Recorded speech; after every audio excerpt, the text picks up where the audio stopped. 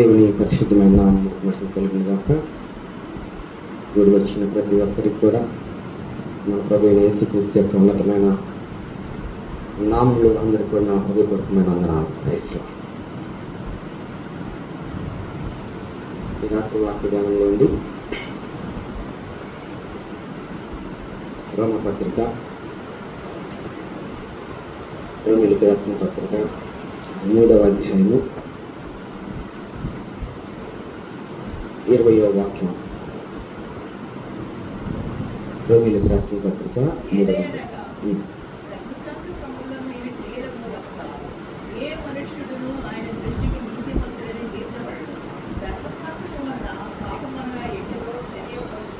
Praise the Lord. చిన్న ప్రార్థన చేసుకుందాం. మహాపరిశుద్ధ రాజ్యము కలిగిన తండ్రి, మీ పరిశుద్ధమైన ప్రశస్తమైన నామములకు స్తోత్రములు. గడిచిన కాలం అంతా కూడా మమ్మల్ని మీరు రెక్కలకి చాటును భద్రపరిచి ఈ రోజు కూడా మమ్మల్ని సజీవులుగా ఉంచారు ప్రభువా. ఈ సజీవత్వాన్ని బట్టి నాయన నీ ఉన్నతమైనటువంటి నీ చిత్తములు, నీ ప్రణాళికను తెలుసుకొని బ్రతుకుటకు ఈ రాత్రి నువ్వు ఇచ్చిన సన్నిధానాన్ని బట్టి నీకు వందనాలు. ఇటు స్థితి లేక అనేక మంది నాయన రక్షణ లేని వారిగా ఎంతోమంది ఉంటున్నారు, కానీ నీ కృపను బట్టి మేము పరిపూర్ణమైన రక్షణ పొందుటకు నీ ఉన్నతమైన కృపలను మమ్మల్ని ఏర్పరచుకున్న అందరిని బట్టి నీకు స్తోత్రం. ఏర్పాట్లో ఉన్న మేమందరం కూడా ఎడమకి కుడికి తొట్టిల్లకుండా ప్రభువా, నువ్వు సిద్ధపరిచిన నీ మహిమలోనికి ప్రవేశించడానికి ఇక్కడున్న ప్రతి ఒక్కరిని మీరు సిద్ధపరచమని ప్రార్థన చేస్తున్నాను. ఈ సమయంలో ప్రభువా, నీ దాసునైన నేను ఇటు రీతిలో ఇక్కడ నిలబడటానికి మీరు ఇచ్చిన శ్రేష్టమైన కృపకై వందనాలు. నీ బిడ్డల మధ్య నా తండ్రి అల్పుడిగా ఉన్న నన్ను బలపరచండి. నీ ఎడంతల ఆత్మ అభిషేకం నుండి ఈ రాత్రికి నాకు అవసరమైన నీ ఆత్మ నడిపింపును దయచేసి ఆత్మశక్తి ద్వారా ఈ సంఘాన్ని కట్టమని నాతో కూడా ఉండి ఈ సంఘంతో మాట్లాడమని రావాల్సిన బిడ్డలను నడిపించడం, వచ్చిన ప్రతి బిడ్డలో ఈ వాక్యాన్ని స్థిరపరచడం, నీరు కట్టిన తోట వలె రూపాంతరం పొందుటకు అభిషేకించడం. పునరుత్థానుడైన నజరేయుడైన యేసుక్రీస్తు యొక్క సర్వశక్తి కలిగిన నామంలో అడిగి వేడుకుంటూ ప్రార్థన చేస్తున్నాను తండ్రి, ఆమేన్. మంచిది. పౌలు గారు రోమీయులకు రాస్తూ రోమా సంఘాన్ని గురించి చెప్తున్న మాట ఏంటంటే, ధర్మశాస్త్ర సంబంధమైన క్రియల మూలముగా ఏ మనుషుడు కూడా ఆయన దృష్టికి, దేవుని దృష్టికి నీతిమంతుడుగా తీర్చబడడు. ధర్మశాస్త్రం అనేది పాపం అంటే ఏమిటో తెలియపరచబడుతుంది అని చెప్పి ఇక్కడ లేఖనం చెప్తుంది. అయితే ఈ వాక్య సారాంశం అంతట్లో కూడా మనకి అర్థమయ్యే మాట ఏంటంటే, దేవుడి ఉద్దేశము ఈ లేఖనాన్ని బట్టి పౌలు గారి ద్వారా మనకు తెలియపరుస్తుందంటే, మనం నీతిమంతులుగా తీర్చబడాలి. అంటే మనం కొనసాగించుకున్న ఈ యొక్క ఆత్మీయాత్రలో నీతి అనేది లేకపోతే దేవుని దృష్టికి మనము ఇష్టలుగా ఎంచబడాలి. నీతి అనేది ఉంటేనే దేవుడు కూడా మనల్ని అంగీకరిస్తాడు అని ఈ లేఖనం స్పష్టంగా తెలియపరుస్తుంది. అయితే నీతి దేని ద్వారా వస్తాయి అంటే ధర్మశాస్త్రం ద్వారా మాత్రం రాదు అంటున్నాడు దేవుడు. నీతి అనేది ధర్మశాస్త్రం ద్వారా రాదు. ఒకవేళ ధర్మశాస్త్రంగా లేకపోతే ధర్మశాస్త్ర సంబంధమైన క్రియల మూలముగా ఎవడు కూడా నీతిమంతుడిగా తీర్చబడుడని ఖండితంగా చెప్తున్నాడు దేవుడు. దేవుని ఉద్దేశం ఏంటంటే భూమి మీద ఉన్న ప్రతి ఒక్కరు కూడా నీతిమంతులుగా తీర్చబడాలి. నీతిమంతులకే మహిమ కలిగిన రాజ్యం.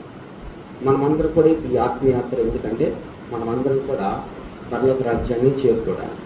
అంటే నీతి లేకుండా పరలోక రాజ్యానికి ఎవరు కూడా వెళ్ళలేరు. అందుకే ఇదే రోమపత్రికలో మనకి ఒక మాట చెప్తారు. దేవుడు తన సంకల్పం చొప్పున ఎవరిని పిలుచుకున్నాడో వాళ్ళ గురించి మాట్లాడుతున్నాడు. ముందుగా వాళ్ళని దేవుడు ఎరిగి ఉన్నాడంట. ఎరిగి ఉన్న కారణం చేత తన కుమారుడైనటువంటి యేసుక్రీస్తు యొక్క సారూప్యమందు ఎవరైతే సమాన సారూప్యం కలిగిన వారిగా ఉంటారో వాళ్ళు తన కోసం ఆయన నిర్ణయించుకున్నాడు.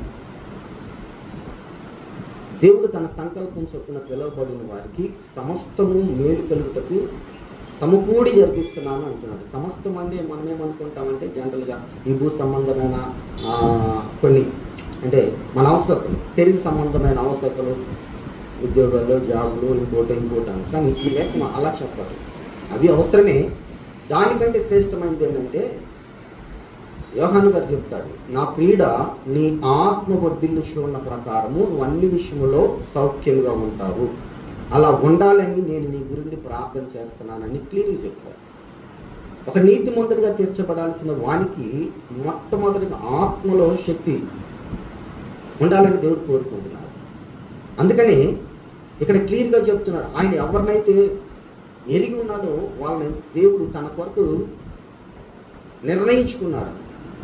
ఈ బిడ్డ నా బిడ్డ, నా కొరకు నేను ఎంపిక చేసుకున్నవాడు. అందుకని లోకంలో ఉన్న మనల్ని తన ఉన్నతమైన ప్రభు చేత ఏరుకున్నాడు.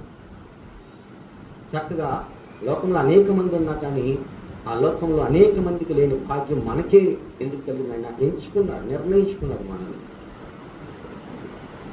మనం నిర్ణయించబడిన బిడ్డలము అంటున్నాడు ఇక్కడ దేవుడు. నిర్ణయించబడిన వాడు దేవుని పిలుపులో ఉంటాడు. పిలుపు అందుకున్నవాడు నీతిమంతుడిగా ఎంచబడతాడు. నీతిమంతుడిగా ఎవడైతే ఎంచబడతాడో వాడే మహిమలోనికి ప్రవేశిస్తాడని క్లియర్గా ఈ రోమపత్రికలో మనం చూడగలుగుతాం. 8:28 మనం చదువుకుంటే అక్కడ ఉంటుంది. దేవుని చేత మొట్టమొదటిగా దేవుడు ఎరిగి ఉన్న వాడిని ఏర్పరచుకుంటాడు. ఏర్పరచుకున్న వాడిని తన కొరకు పిలుచుకుంటాడు. పిలిచిన వాడిని దేవుడే నీతిమంతుడిగా తీరుస్తాడు. మనల్ని నీతిమంతుడిగా చేసేది దేవుడు తప్ప మన ధర్మశాస్త్ర సంబంధమైన లోక సంబంధమైన క్రియల మూలంగా కార్యాల మూలంగా మనం ఏమాత్రం కూడా నీతిమంతులుగా తీర్చబడము అంటున్నాం. ఎవరి దృష్టికి అంటే దేవుడి దృష్టికి.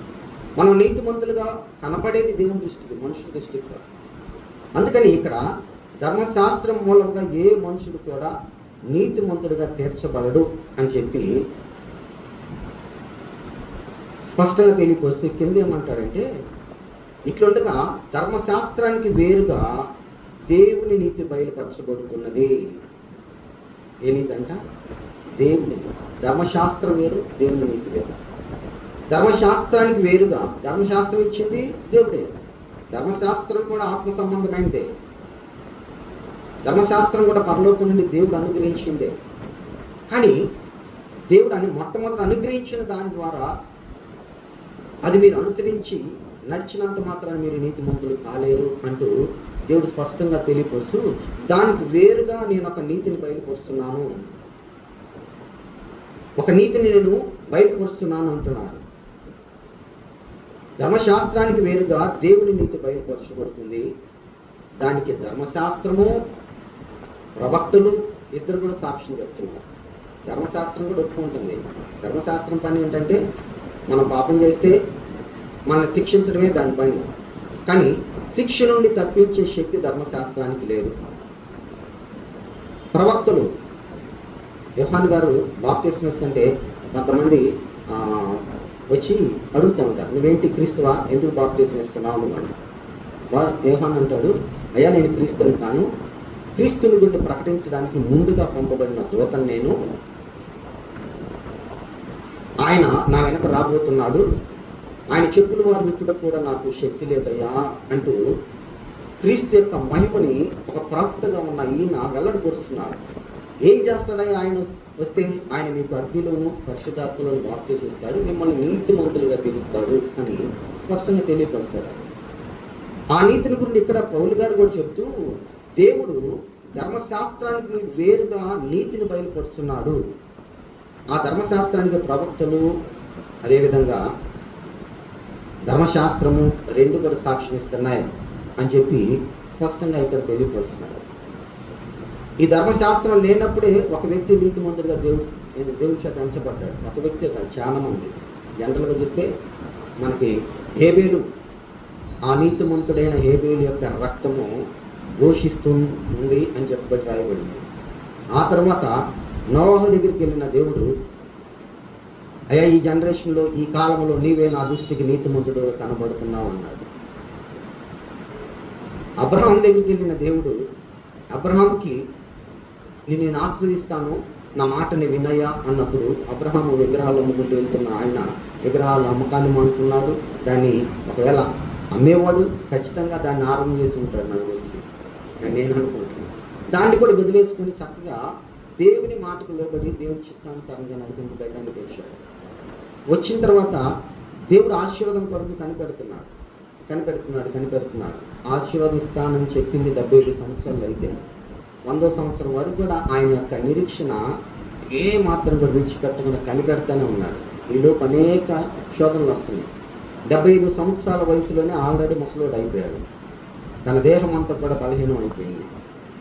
తన భార్య కూడా దగ్గర 10 సంవత్సరాలు తక్కువ వయసు, ఆమె గర్భం కూడా మృతతుల్యమైపోయింది. ఆలోచనలు ఆయనలో రేపబడుతున్నాయి.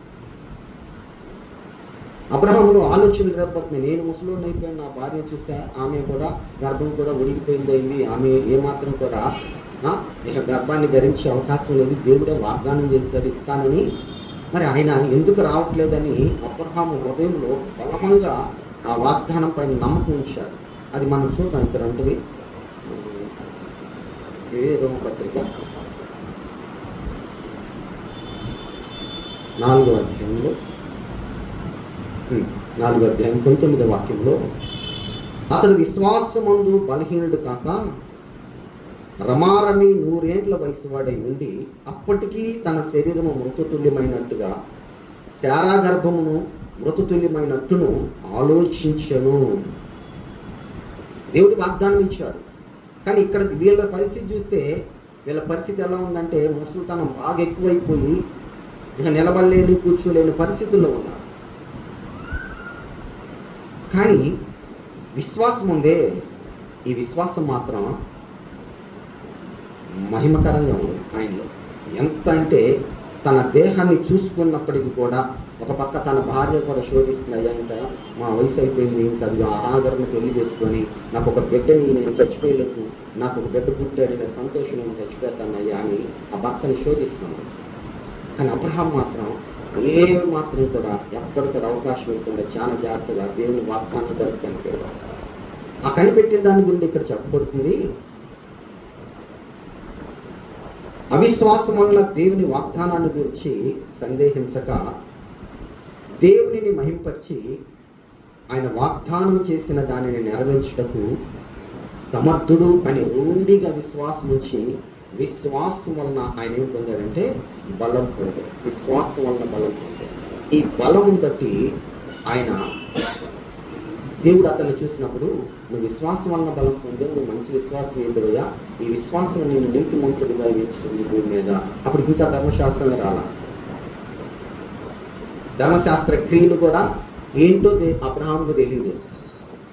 కానీ ఆ కాలంలోనే ఒక విశ్వాసాన్ని బట్టి తన దేహం మీద ఏలుబడి చేసిన ఆ యొక్క వృద్ధాప్య స్థితి ఛాయలను బట్టి కూడా ఆయన ఆలోచన కలిగి ఉండి కూడా దానికంటే వాగ్దానం చేసిన దేవుడు నమ్మకస్తుడు, బలవంతుడు, శ్రేష్టమైన జీవాధిపతి. వాగ్దానం చేశాడంటే ఖచ్చితంగా నెరవేరుస్తాడనే బలమైన నమ్మకము తన ముసలితనాన్ని కూడా జయించింది. అందుకని దేవుడు అతన్ని ఏం చేశాడంటే, నువ్వు నీతిమంతుడు అని దేవుడు అబ్రహాంని నీతిమంతుడిగా పరిగణించుకున్నాడు. నీతిమంతుడిగా పరిగణించాడు. ఇప్పుడు ఈ నీతి మనందరికి కూడా సంప్రాప్తం అవ్వాలని దేవుడు కోరుకుంటున్నాడు. అది ఎట్లయిద్ది? ధర్మశాస్త్ర క్రియల ద్వారా అయిద్దా? ధర్మశాస్త్ర సంబంధమైన క్రియల మూలముగా అంటే మనం శరీర సంబంధమైన విధానంలో ఆరాధన చేసే విధానంలో ఆ నీతిని మనం ధరించుకోలేమని ఖచ్చితంగా వాక్యం చెప్తుంది. ఎందుకు చెప్తుందంటే ఇక్కడ అంటున్నాడు చూడండి, కింద అంటాడు, అది అతనికి నీతిగా ఎంచబడిన నిమిత్తము మాత్రమే కాదు కానీ మన ప్రభు అయిన యేసుని మృతులలో నుండి లేపిన వాని యందు విశ్వాసం ఉంచిన మనకు కూడా ఇలాంటి నీతి ఎంచబడుతుంది అని మన నిమిత్తము కూడా ఈ వాక్యం రాయబడింది. క్రియల మూలంగా మాత్రం కాదు, ఖచ్చితంగా విశ్వాసం మూలంగా కలిగే నీతి.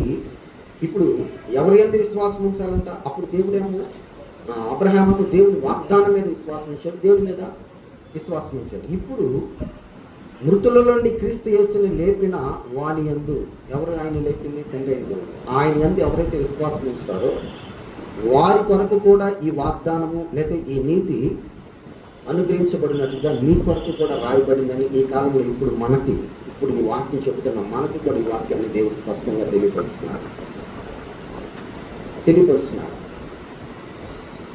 దేవుడి ఉద్దేశం ఏంటంటే ఏ భేదం లేదయ్యా, అందరూ కూడా పాపం చేసి దేవుడు అనుగ్రహించే మహిమను పొందలేకపోతున్నారని ఆయన దుఃఖం. అందులో మనకు దుఃఖం కనపడుతుంది. ఏ భేదం లేదు, అందరు పాపం చేశారు, అందరు పాపం చేశారు. అయినా నేను మహిమను వాళ్ళకి సిద్ధపరిచిన అది పొందుకోలేకపోతున్నారు అనే ఆ వేదన దేవుళ్ళు కనుకోరు. ఇప్పుడు ఆయన ఉద్దేశం ఏంటంటే మహిమ పొందబడాలి, మనం అందరం మహిమ పొందుకోవాలి. మహిమను పొందుకోవాలంటే మనం ధర్మశాస్త్ర సంబంధమైన నీతి క్రియల మూలంగా నీతిమంతులుగా తీర్చబడం. నీతి లేకపోతే మహిమ రాదు. ఇందాక చదువుకున్నాం కదా, దేవుడు ఫస్ట్ ఎరిగి ఉన్నాడు, నిర్ణయించుకున్నాడు, పిలిచిన దాన్ని బట్టి నీతిమంతుడిగా తీర్చాడు. నీతిని బట్టి మహిమ అనుగ్రహించబడుతున్నాడు. ఒక లిస్ట్ ఉంది అక్కడ మనకి.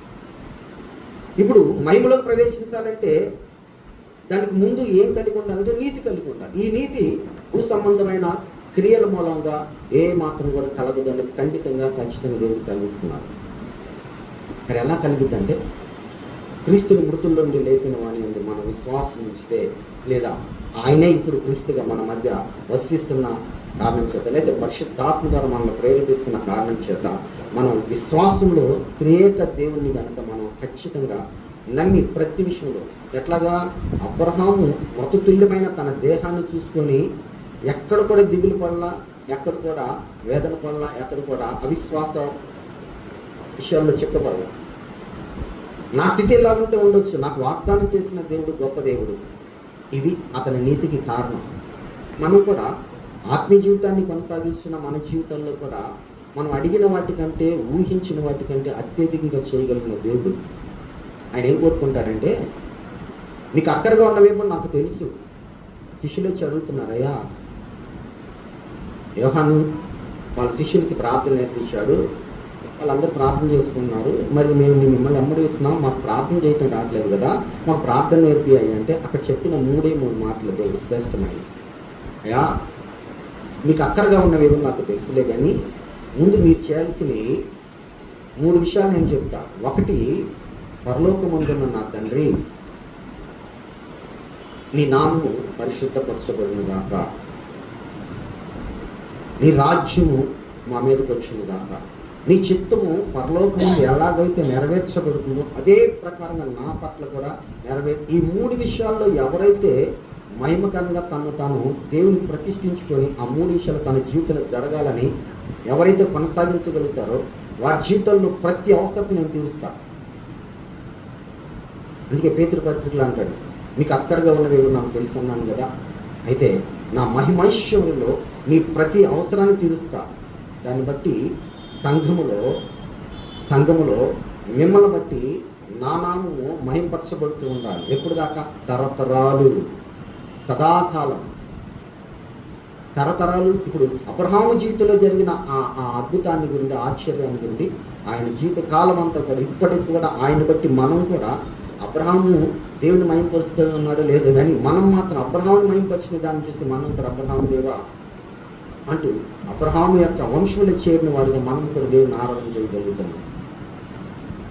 అంటే దేవుడికి తరతరాలు మహిమ కలుగా. నిన్ను నన్ను బట్టి కూడా ఒకవేళ మనం దాటిపైన మనల్ని బట్టి కూడా సంఘంలో కావచ్చు, లేకపోతే సమాజంలో కావచ్చు, ఇంట్లో కావచ్చు, ఎక్కడైనా మనల్ని బట్టి దేవుడికి మహిమ కలుగుతూనే ఉండాలి ఎప్పుడు కూడా. అది దేవుడి నిర్ణయం. ఇట్లాంటి చిత్తంలో ఎవరైతే నిలిచి ఉంటారో వారిని దేవుడు నీతిమంతులుగా ఉంచుతాను అంటున్నాడు. ఈ రాత్రి దేవుడు కోరుకుంటుంది మన దగ్గర నుండి ఏం కోరుకోవట్లేదు సంగమా. ధర్మశాస్త్ర సంబంధమైన క్రియలు నీ దగ్గర నుండి దేవుడు ఏం కోరుకోవట్లా. మనకి ఏది ఇచ్చినా, మనం ఆయనకి ఏది ఇచ్చినా సమస్త మొట్టమొదటి ఆయన మనకిస్తే, ఈరోజు ఆయుష్ ఆయన ఇచ్చిందే, ఈరోజు ఆరోగ్యం ఆయన ఇచ్చిందే, ఈరోజు సమస్తం ఈ విధంగా ఉండడానికి కారణం కూడా ఆయనే. ఆయన ఇస్తేనే మనం అనుభవిస్తున్నాం కనుక ఈ ఇచ్చిన దాన్ని బట్టి, మనం తిరిగి ఇచ్చే దాన్ని బట్టి ఆయన సంతోషపడ్డాడు. ఆయన మనము సంతోషపెట్టలేమంటున్నాడు. ఆయన దృష్టికి మనం నీతిమంతులుగా ఉండలేమంటున్నాడు. మరి ఎలా ఉంటామయ్యా అంటే ఆయన నామం ముందు బలమైన విశ్వాసం కోరుకుంటున్నాడు దేవుడు. ప్రతి విషయం, ఏ సమస్యలో ఉన్నా సరే సమస్య కంటే ఎక్కువగా దేవుడిని నమ్మాలి. ఎంత శోధన ఉన్నా సరే దానికంటే ఎక్కువగా దేవుడిని నమ్మాలి. దేహం మీద భయంకరమైనటువంటి ముసలితనం వచ్చేసి వేదన పడుతున్నాడు, లేవలేకపోతున్నాడు, కూర్చోలేకపోతున్నాడు. అలాంటి స్థితిలో భార్య శోధిస్తున్న పరిస్థితుల్లో కూడా ఎంత బలంగా నమ్మాడో. ఆయన గురించి ఏమంటుందంటే ఇక్కడ అతడు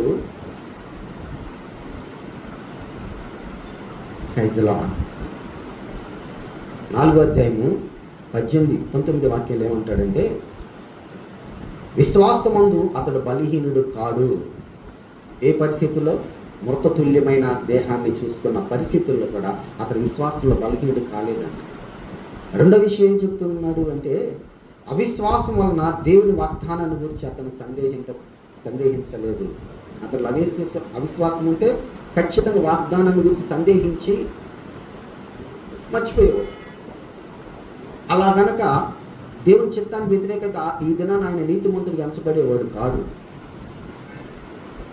మన జీవితాల్లో కూడా ఏ పరిస్థితుల్లో ఉన్నా కానీ, పరిస్థితుల వైపు కాదు కానీ, జీవమగలిగిన దేవుడు నిన్ను ఏర్పరచుకున్నాడు, నిన్ను కోరుకున్నాడు, నిన్ను నిర్ణయించుకున్నాడు, నిన్ను పిలుచుకున్నాడు, నిన్ను నీతిమంతుడిగా తీర్చాలని ఆశపడుతూ నీకు మహిమనివ్వాలని మహిమను సిద్ధపరిచిన దేవుడు ఆ మహిమలోకి చేర్చబడేవారుగా నీతో కూడా ఉండి నిన్ను నడిపిస్తున్నాడని తెలుసుకొని ఆయనతో కనుక మనం కలిసినాడో వెళితే ఖచ్చితంగా మనల్ని కూడా దేవుడే నీతిమంతులుగా చేస్తాడు. మనం నీతిమంతులుగా ఆయన చేస్తాడు.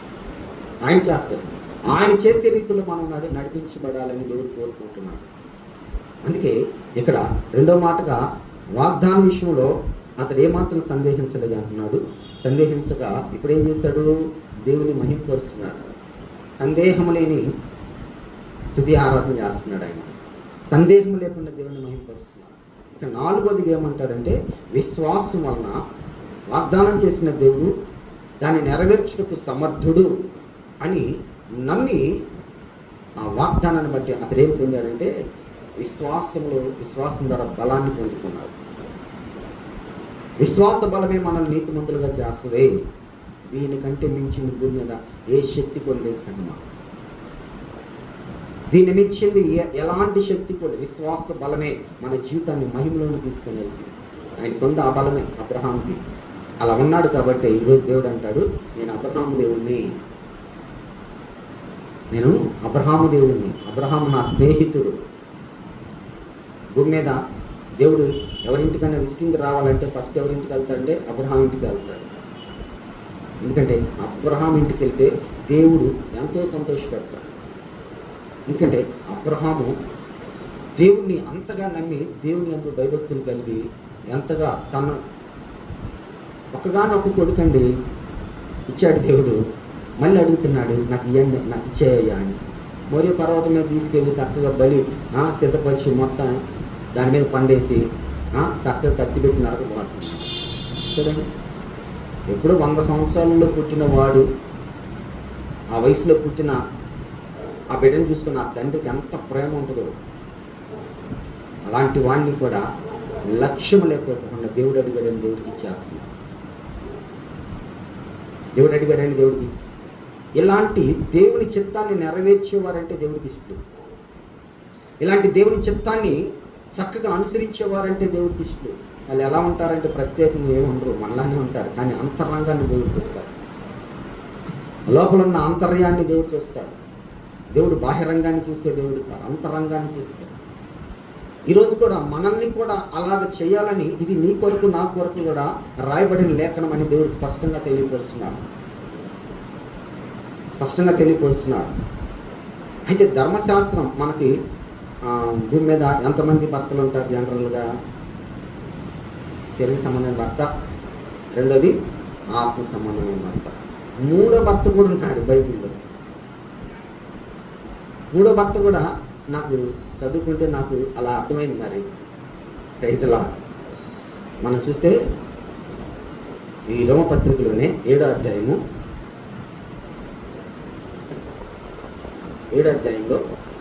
2వ వాక్యం చదవండి.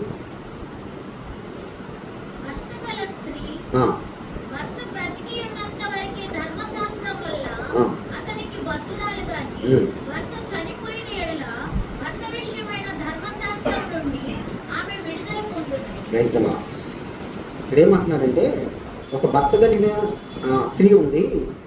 అయితే భర్త బ్రతికున్నంత వరకే ధర్మశాస్త్రం వలన ఆ భర్తకి ఈమె బద్ధురాలు. కానీ భర్త చనిపోయిన తర్వాత ఆ భర్త విషయమైన ధర్మశాస్త్రం నుండి ఆమె విడుదల పొందును. కాబట్టి భర్త బ్రతికి ఉండగా ఆమె వేరొక పురుషుని చేరిన ఎడల ఆమె పాపి యొగును. భర్త చనిపోయిన ఎడల ఆమె ధర్మశాస్త్రం నుండి విడుదల పొందిన కనుక వేరొక పురుషుని వివాహం చేసుకునేను ఆమె పాపి కాకపోవును. ఖండితంగా దేవుడే చెప్తున్నాడు. ఇది ధర్మశాస్త్ర నిర్ణయం. ఇప్పుడు ఎందుకు ఈ పదాన్ని ఎందుకు చెప్తున్నాడంటే, ఒకప్పుడు మనమందరం కూడా ధర్మశాస్త్రానికి బద్దులం. ఒకప్పుడు క్రీస్తు భూమి మీదకి రాక మునుపు భూమి మీద దేవుడి చేత నిర్ణయింపబడి ఏర్పరచుకున్న వాళ్ళందరూ కూడా ధర్మశాస్త్రానికి బద్దులు. అందుకని ధర్మశాస్త్రానికి బద్దులైన వీరు ధర్మశాస్త్ర సంబంధమైన క్రియలు జరిగిస్తున్నారు. కానీ దేవుడు అంటాడు, అందులో సంపూర్ణత లేదు, అందులో పరిపూర్ణత లేదు. ఏ విషయంలో అంటే, నువ్వు మహిమలోనికి ప్రవేశించడానికి ధర్మశాస్త్రంలో పరిపూర్ణత లేదు. ధర్మశాస్త్రం నువ్వు పాపం చేస్తే నువ్వు పాపం చేసావని నీ మీద శిక్షను విధించడం వరకే ధర్మశాస్త్రం పని.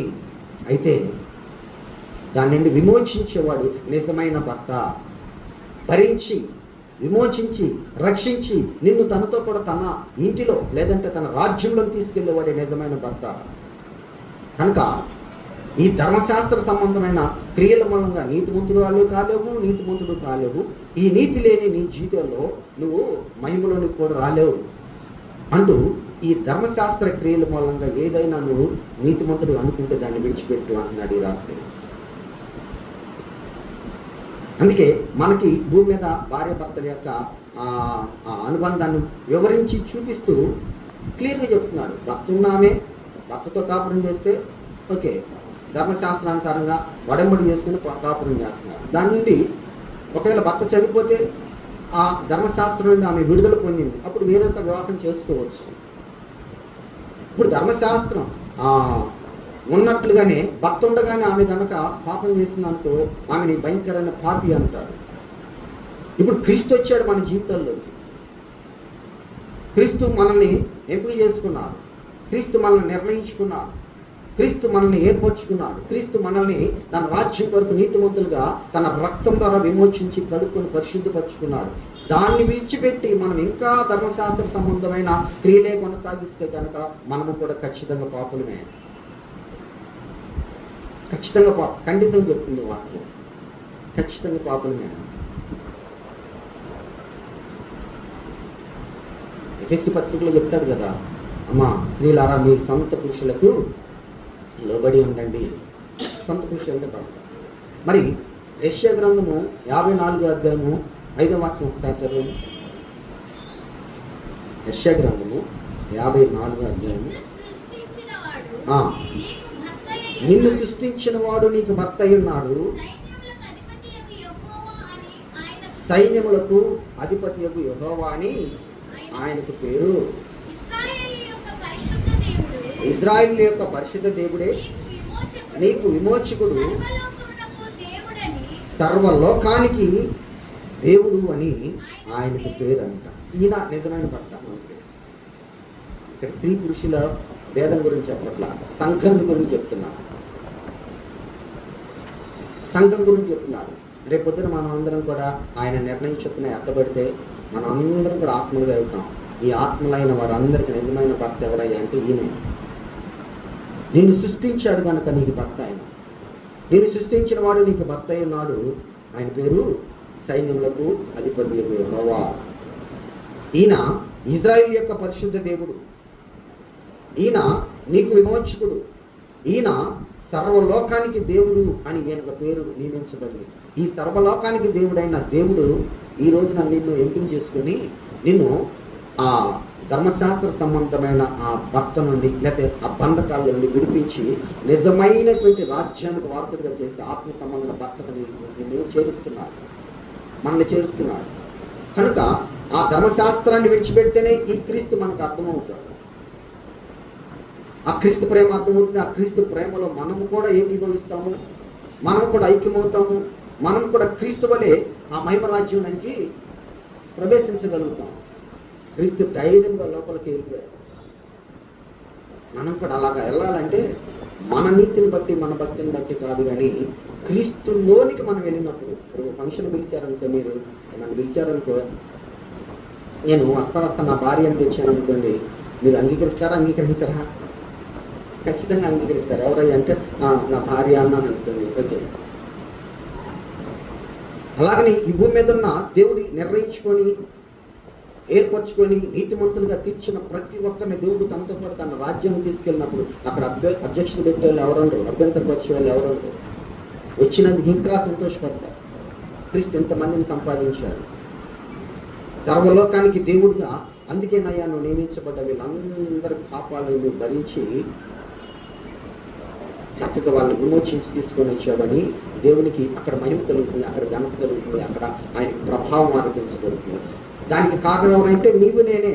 మనం ఈ ధర్మశాస్త్రాన్ని విడిచిపెడితేనే, ఈ లోకాన్ని విడిచిపెడితేనే, లోకమనగా శరీరాశ, నేత్రాశ, జీవకృప, ఈ మూడు మనం ఎప్పుడైతే విడిచిపెడతామో ఖచ్చితంగా జీవగల దేవుల్లో ఐక్యమైపోతాం. భర్త నుంచి ఇంటికి భార్య తల్లిదండ్రులు విడిచి భర్తను వివాహం చేసుకుంది. ఇప్పుడు భర్త తల్లిదండ్రులు విడిచిపెట్టిందిగా, ఎవరితో ఉంది? నిజమైన స్వాస్థ్యం ఇక్కడే నాకంటూ అందరిని విడిచిపెట్టి ఈ ఇంట్లోనే బతుకుతున్నాను. అలా బతకడానికి దేవుడు నిర్ణయించాడు కనుక ఆమెని ఆశీర్వదిస్తున్నాడు. ఆమెను పుట్టించిన వాడిని పక్కకు దోసేసి ఆమెలో నుండి వచ్చిన వాడిని ఆమెకు స్వాస్థ్యంగా ఇస్తున్నాడు. ఇప్పుడు క్రీస్తు కూడా అంతే. ముందుగా నిర్ణయింపబడిన ధర్మశాస్త్రాన్ని పక్కకు దోసేశాడు. క్రీస్తు వచ్చి ఇప్పుడు మనల్ని చక్కగా హత్తుకొని ఇప్పుడు ఈయన మనల్ని ఆయనతో ఐక్యపరుచుకుంటున్నాడు, మనల్ని చక్కగా మహిమలోకి తీసుకుని వెళ్తున్నాడు. అందుకే దేవుడు నీవు ధర్మశాస్త్ర సంబంధమైన క్రియల మూలంగా నువ్వు నీతిమంతుడు కాలేవు. ఈ ధర్మశాస్త్రానికి వేరుగా దేవుడు నిర్ణయించిన ఒక నీతి ఉంది. ఈ నీతిని నువ్వు అనుసరిస్తేనే నువ్వు ఖచ్చితంగా నిత్య జీవానికి వారసుడవు. అందుకే రోమపత్రిక 23:23లో ఏ భేదములు అందరూ కూడా పాపం చేసి దేవుడు అనుగ్రహించే మహిమను పొందలేకపోతున్నారు అని చెప్పి కింద దేవుడు మరి దాని నుండి ఎలా విమోచింపబడాలి, నేను ఎలా ఆ మహిమను పొందుకోవాలి అని మనం అడిగితే అక్కడ చెప్తున్నాడు చక్కగా. 24, 25, 26 వాక్యాలు మనం ఒకసారి చూద్దాం. అమ్మా 3 అధ్యాయము 24 అంతే. కాబట్టి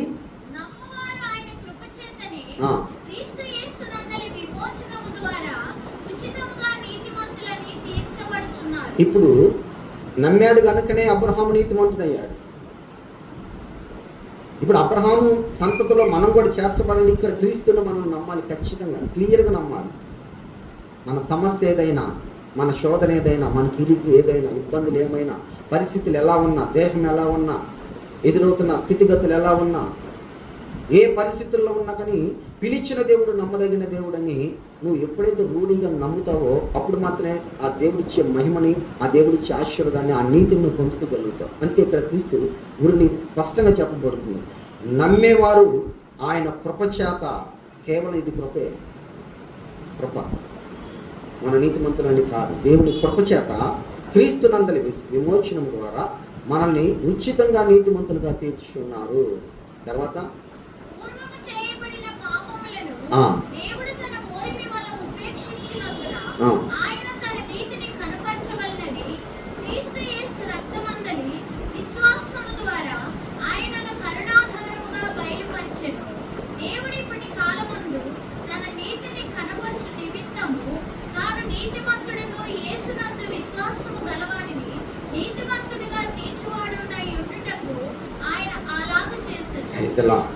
మనము పూర్వం చేసిన పాపాలంట ఏం చేస్తాడంట?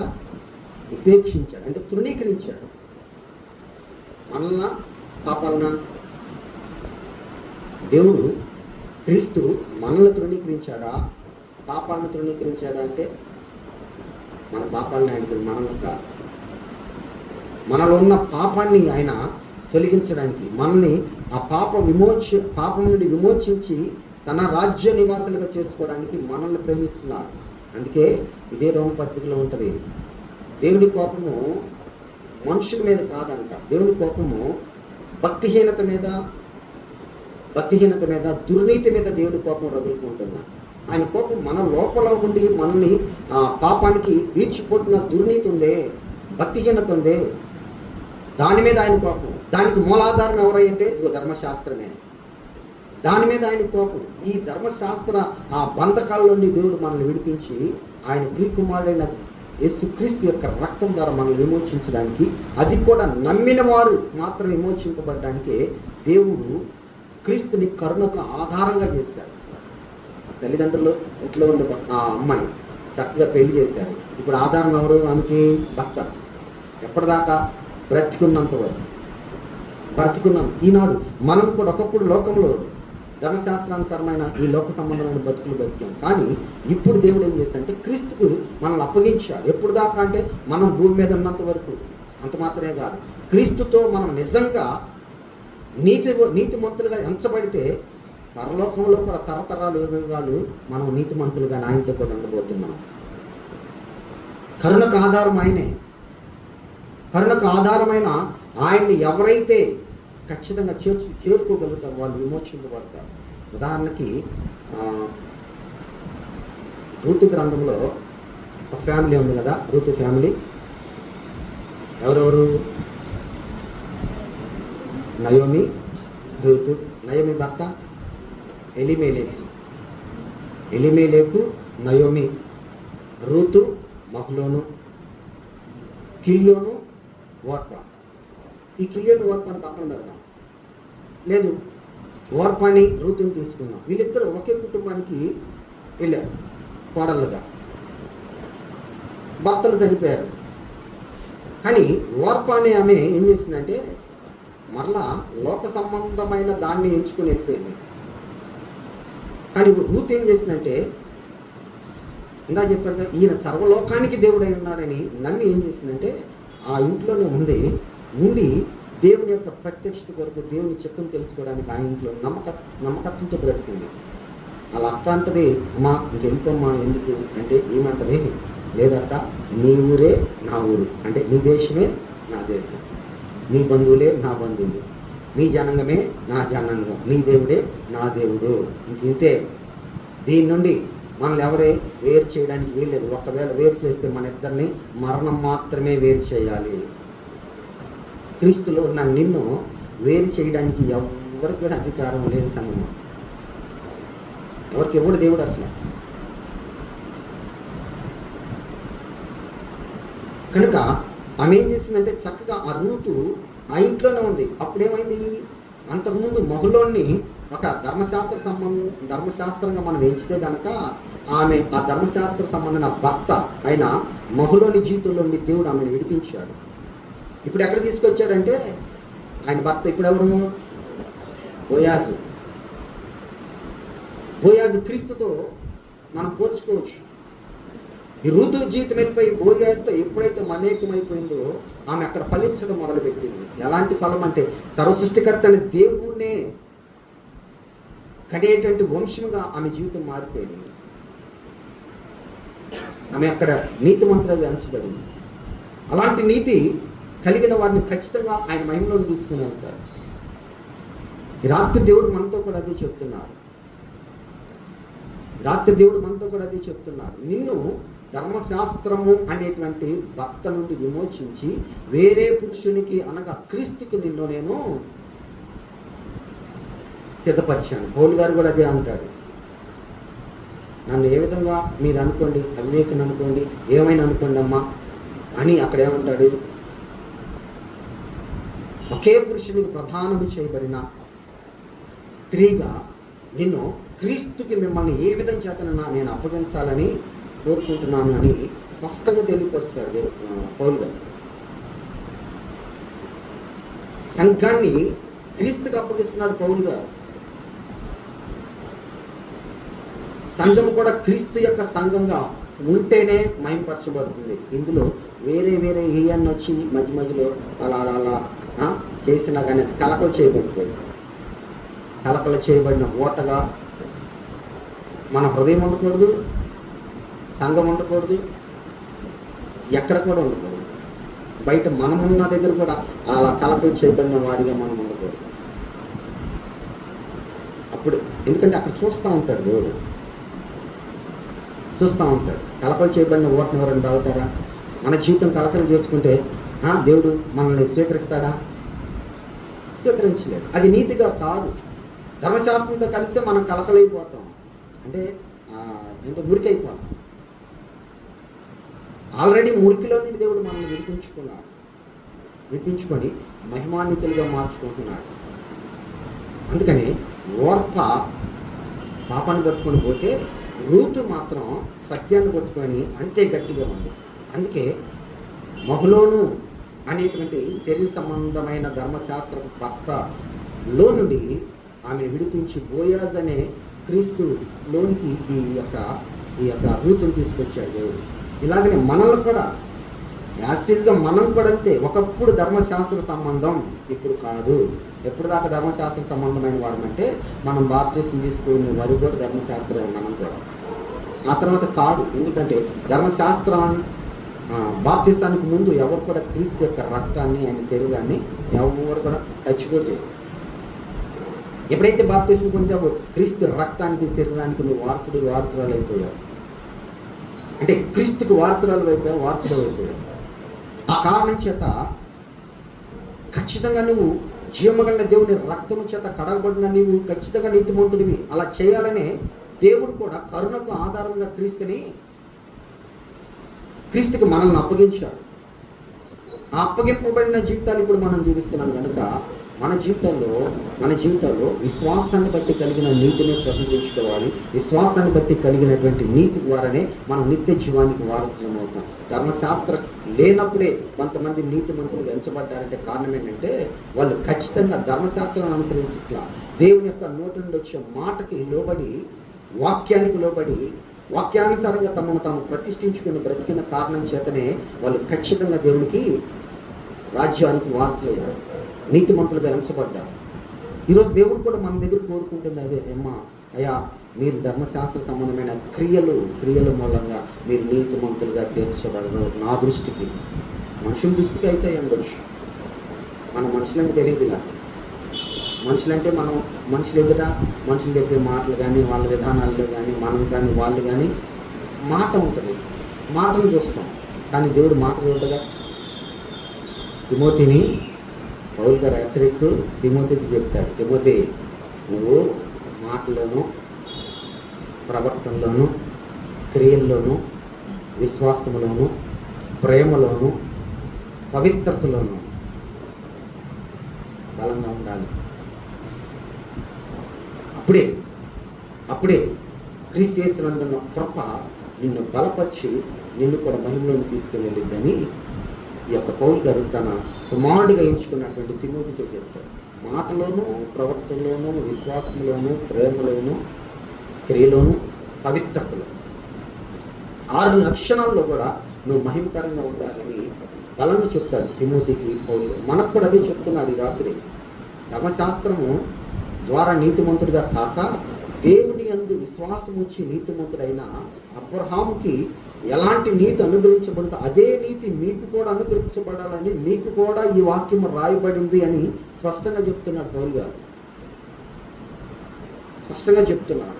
అంటే ఆ నీతి మనకు కూడా అనుగ్రహించబడాలని దేవుని యొక్క సంకల్పం, దేవుని యొక్క మన పైన ఆయనకున్న ప్రేమ, ఆ ప్రేమ చేత, కరుణ చేతనే ఆయన మనకి కరుణకు ఆధారం చేశాడు.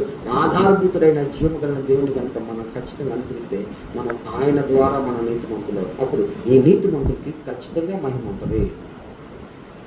ఇప్పుడు మధ్యకాలంలో ఎక్కడ ఎవరు చచ్చిపోయినా, అంటే మా ఇళ్ళకి వెళ్ళి మాది బార్కు ఉంటుందండి, రోడ్లు చాలా ఉంటాయి,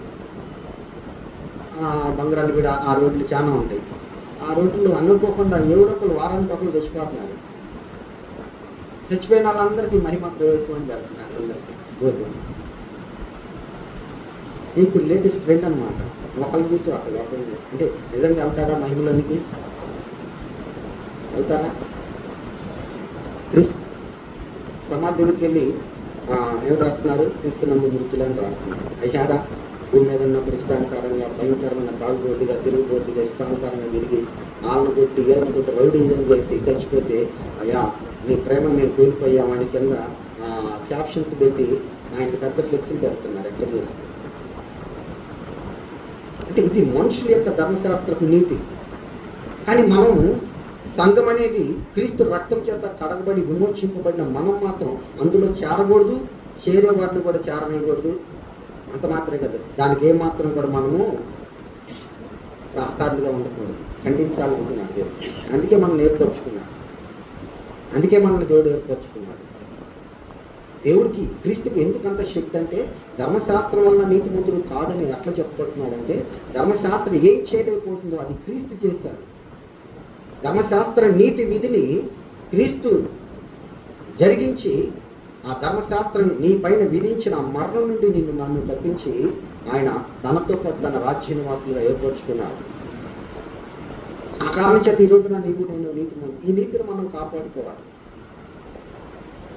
క్రీస్తు రక్తం మన మీద ప్రోక్షింపబడుతుండగానే ఆ రక్తంలో ఉన్న నీతి నిన్ను కూడా నీతిమంతుడు అని నీ పట్ల నిలిచి ఘోషిస్తుంది.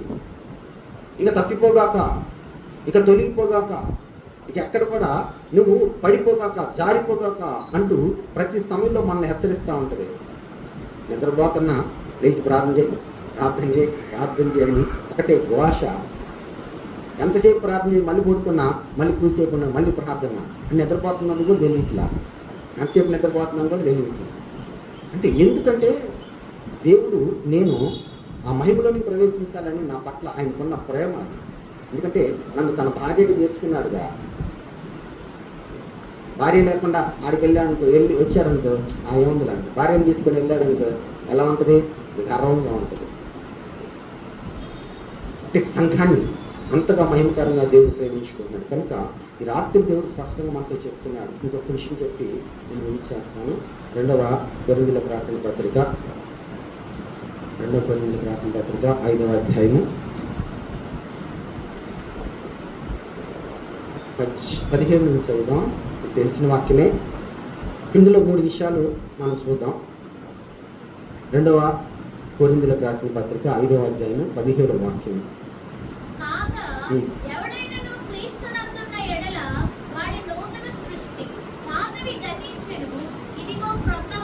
ఎవరి అందుంటే క్రీస్తుకి ఎవరు అప్పగించారు? మనల్ని దేవుడు అప్పగించాడు. మనకి ఆధారం ఎవరంటే క్రీస్తు. మనం కరుణించబడడానికి, మనం కరుణ పొందడానికి మనం ఆధారం చేసుకోవాల్సింది ఎవరంటే క్రీస్తు. అందుకని క్రీస్తు నందు ఉంటే నువ్వు నూతన సృష్టివి. నీ జీవితము పాతదంతా, అంటే పాతదంటే ధర్మశాస్త్రం క్లోజ్, క్రియలు ఉండకూడదు. ఇప్పుడు ఏముండాలి? నూతన సృష్టిగా నువ్వు మారిన నీలో సమస్తం కూడా క్రొత్తది ఉండాలి. ఏంటది? క్రొత్త నిబంధన. దీని కొరకు నేను సిద్ధపరిచిన క్రొత్త నిబంధన రక్తం. దీన్ని త్రాగినప్పుడల్లా నన్ను జ్ఞాపకం చేసుకుంటా ఉండండి. ఎలా మీ చేతిలోకి వచ్చిందో దీని ద్వారా మీరు పొందబోయే ఆ మహిమ ఎలా వస్తుందో, మీకు ఆ మహిమను పొందబోవాలంటే మీరు పొందాల్సిన నీతి ఏంటో ఈ రక్తం మీలో ఘోషిస్తూ ఉంటుంది. కనుక పాత దాన్ని విడిచిపెట్టి ఈ క్రొత్త నిబంధన రక్తానికి వారసులైన మీరు ఆ ప్రకారం నడుచుకోండి అని చెప్తూ ఉంటారు. అందుకని ఇక్కడ ఏమన్నాడు? క్రొత్తమైంది. ఇప్పుడు మనం క్రొత్త వాళ్ళం, పాత వాళ్ళం కాదు. బాప్తిసిన తర్వాత మనం అందరం కూడా నూతన సృష్టి. ఈ నూతన సృష్టిగా మార్చబడిన మన జీవితంలోకి ఆయన సిద్ధపరుస్తుంది ఏంటంటే, ఒకటి సమస్తం ఆయన మూలంగానే ఉన్నాయి కనుక ఆయన మనల్ని క్రీస్తు ద్వారా తనతో సమాధానపరుచుకుంటున్నాడు. రక్తం మనల్ని సమాధానపరుచుతుంది దేవునితో. క్రీస్తు యొక్క రక్తము తండ్రి అయిన దేవునితో మనల్ని సమాధానపరుస్తుంది. ఈ సమాధానం తండ్రి అయిన దేవునితో మనకి లేకపోతే మనం నీతిమంతులుగా ఎంచబడం. ఆయన మహిమలోనికి ఆయన ఆహ్వానించలేడు. రెండో మాటగా ఇక్కడ మనం చూసామనుకోండి,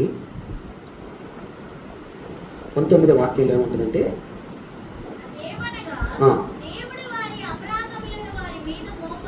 దేవుడు వారి అపరాధాలు వారి మీద మోపకుండా క్రీస్తునందు లోకాన్ని తనతో సమాధానపరుచుకుంటూ, అది ఆ సమాధానపరిచే వాక్యాన్ని మాకు అప్పగించాడని పౌలు గారు కొరింథీ సంఘాన్ని చెప్తున్నాడు.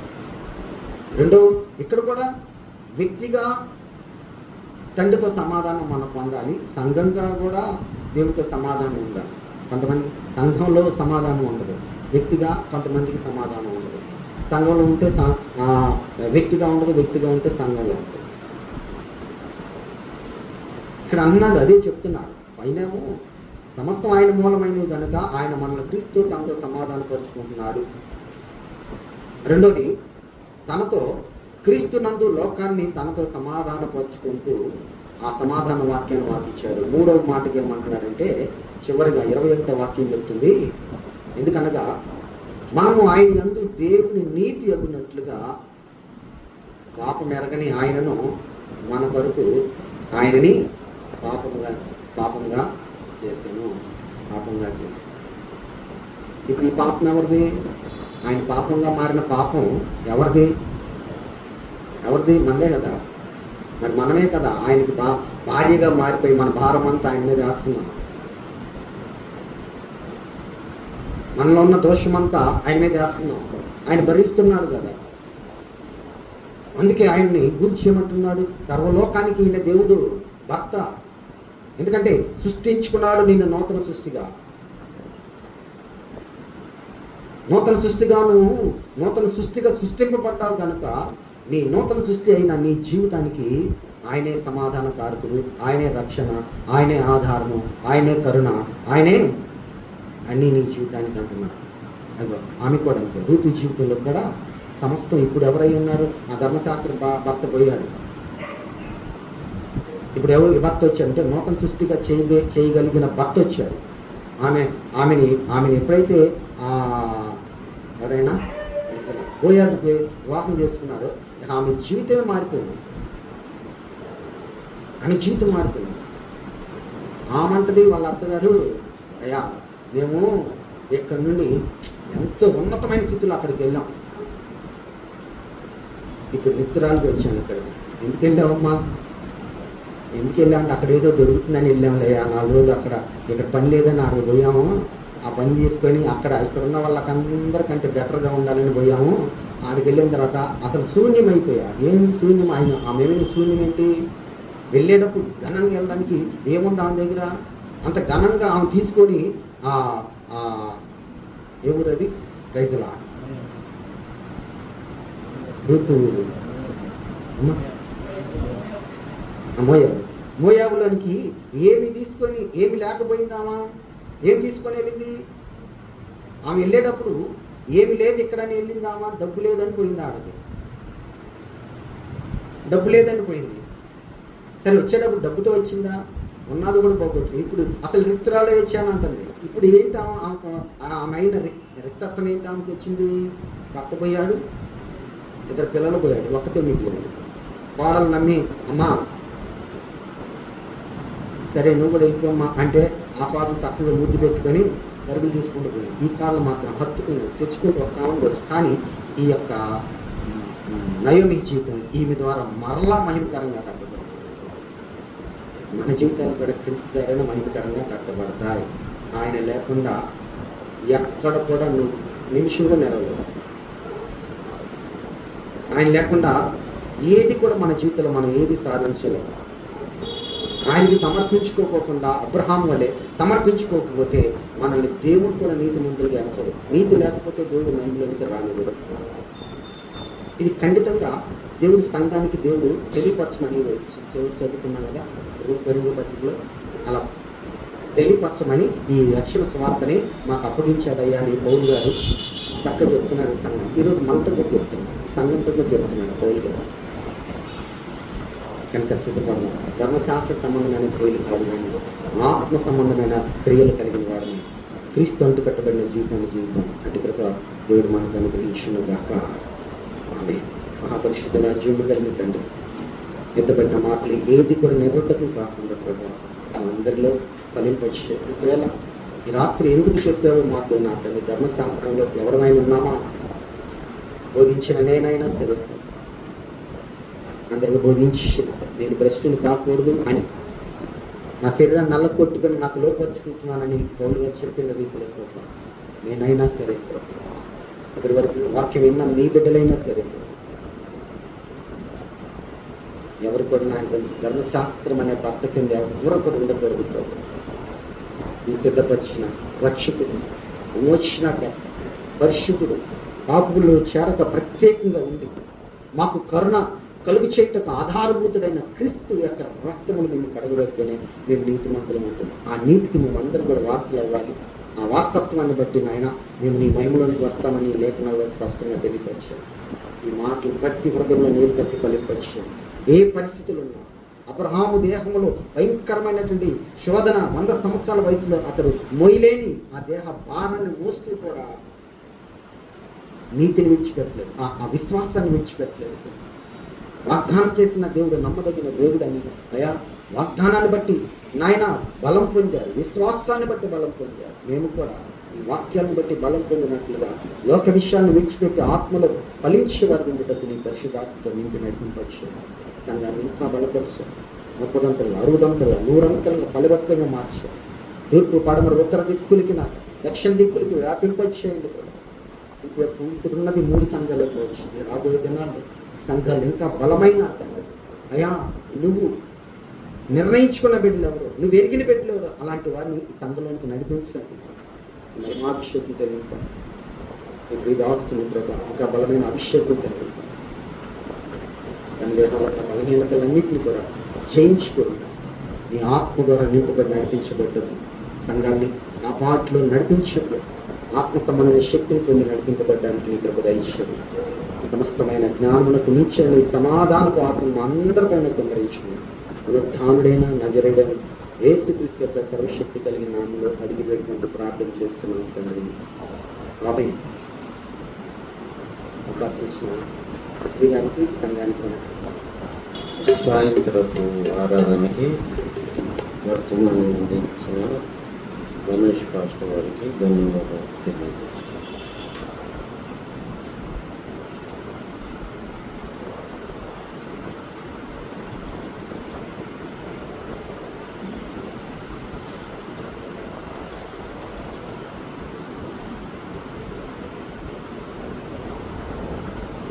కుమ్మరి ఓ కుమ్మరి అనే పాట పాడుతున్నాను.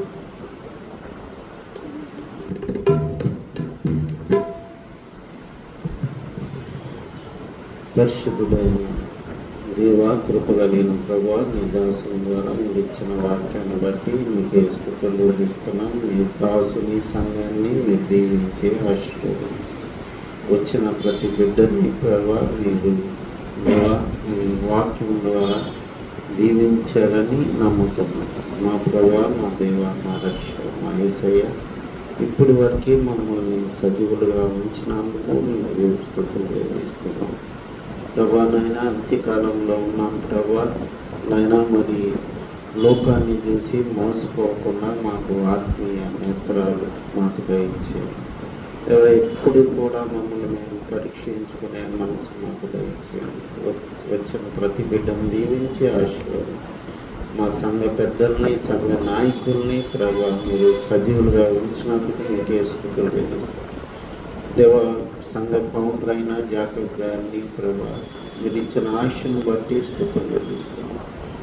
దేవానైనా మరి విశాఖపట్నం స్థలం, శ్రీకాకుళం చర్చి ప్రభా, పాత గుంటూరులో రెగ్యులరైజేషన్, ఈ విషయాలని పాదాల దగ్గర పెడుతున్నాం. దేవా ప్రభా నైనా సమస్త ఘనత మహిమ నీకే చెల్లిస్తూ ప్రభా మాలో వ్యాధిగ్రస్తులైన వారిని ప్రభుని గాయపడిన హస్తంతో తాకి స్వస్థపరచాలి. దేవా ప్రభా నైనా స్వస్థపరిచే యెహోవాను నేనే సెలవించాలి. నీకే స్తోత్రం. అలాంటి దేవుడు మాకున్నందుకు నీకే స్తోత్రం. దేవా నీకే మహిమ ఘనత స్తుతులు చెల్లిస్తూ నజరుడైన యేసుక్రీస్తు సర్వశక్తి నామంలో ప్రార్థిస్తున్నాము తండ్రి. మన తండ్రి అయిన దేవుని ప్రేమ, యేసు ప్రభువారి కృప, పరిశుద్ధాత్మ యొక్క శక్తి సహవాసం ఇప్పుడు ఎల్లప్పుడూ మనకు తోడుగా ఉన్నదా. ఆమేన్.